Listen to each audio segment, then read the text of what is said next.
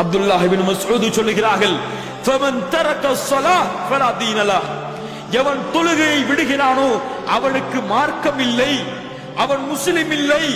Umar அவர்கள் சொல்லுகிறார்கள், லா ஹத்த fill Islami லிமன் தரக ஸலாத், எவன் தொழுகையை விடுகிறானோ அவனுக்கு இந்த இஸ்லாமிய மார்க்கத்திலே பங்கு இல்லை.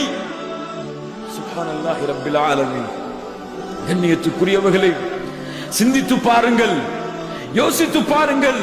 இந்த தொழுகை இந்த தரத்திலே நம்மிடத்திலே இருக்கிறதா? இந்த தொழுகையை இந்த தரத்திலே வைத்து பார்க்கிறோமா? தொழுகையை விடுறதானங்க ஏதோ சின்ன பாவம் மாதிரி தான், ஏதோ பொய் சொல்ற மாதிரி புறம் சொல்ற மாதிரி தான் தொழுகையை விடக்கூடிய பாவம் இல்லை என்பிருக்கிறவர்களே.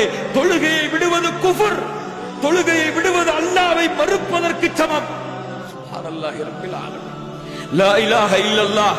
இமாம் ஷாஃபி ரஹ்மத்துல்லாஹி அலைஹி சொல்லுகிறார்கள், எவன் ஒருவன் தொழவில்லையோ 3 நாட்கள் அவனுக்கு வசியத்து செய்ததற்கு பிறகும் தொழுகையை நிறைவேற்றவில்லை என்றால் 3வது நாள் முடிவிலே அவனுடைய தலையை சீவிவிட வேண்டும்.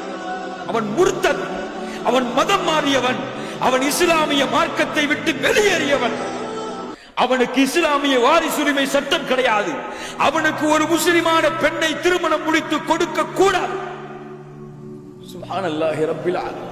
அவனை முஸ்லிம்களுடைய மக்பராவிலே அடக்க ஸ்தலத்திலே அடக்க கூடாது. அவனை குளிப்பாட்ட கூடாது. அவனை ஒரு சாக்கு பையிலே சுற்றி ஒரு அழுக்கு மூட்டையிலே குப்பையிலே போட்டுவிட வேண்டும்.